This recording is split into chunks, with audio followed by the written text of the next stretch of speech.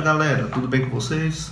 No vídeo de hoje, a nossa videoaula vai ser sobre artes, especificamente sobre o romantismo.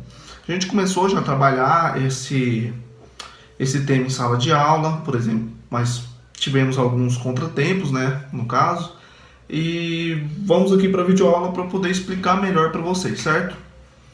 Bem, o romantismo ele vai ser um movimento artístico e cultural que ele vai ser criado, ele vai surgir ali a partir do século XVIII, século XIX, certo?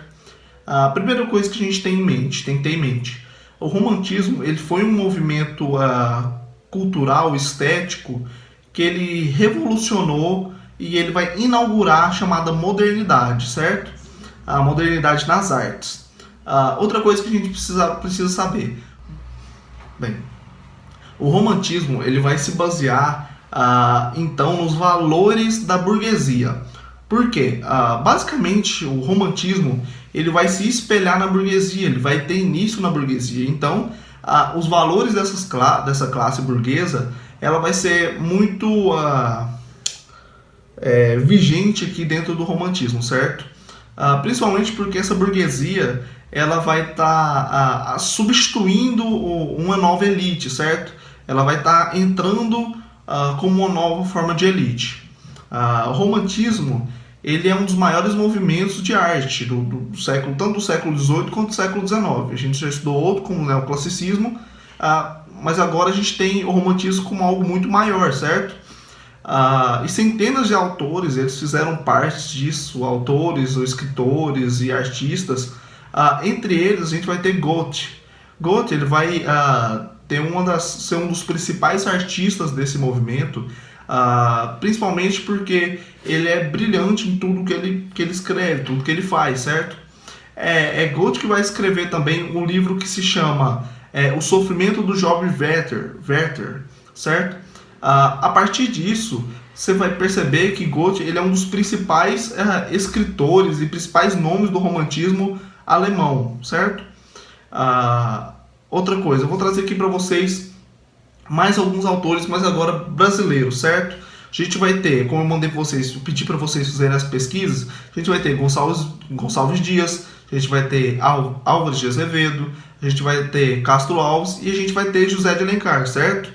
Inclusive, indicar para vocês, tem esse livro aqui, ó, que chama Senhora, do José de Alencar, que ele é bastante interessante para vocês lerem, e também tem Iracema, certo?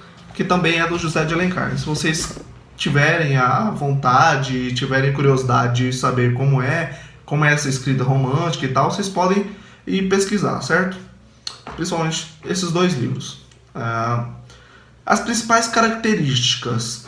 Bem, no romantismo, em cada país ele tem suas peculiaridades, assim como tudo, né, em cada país. Entretanto, é possível a gente perceber alguns valores em comuns em várias nações que vão desenvolver esse movimento estético, sabe? Primeira coisa, anota aí, o egocentrismo, ou seja, o indivíduo ele vai ser encarado como o centro do mundo, como se ele fosse o centro do mundo, certo? Número 2, o sentimentalismo exacerbado, aquela coisa muito sentimentalista, carregada.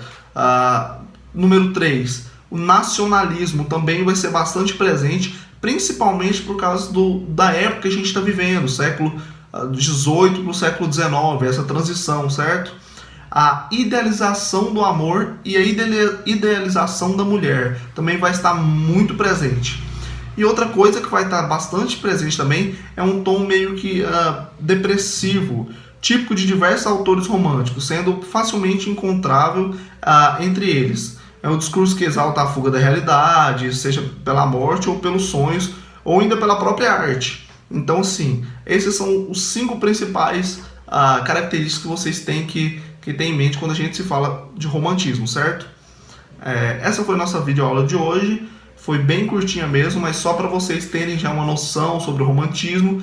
Eu vou passar agora uma tarefinha para vocês. Eu vou deixar aqui do lado e até mais. Bons estudos para vocês. Até a próxima.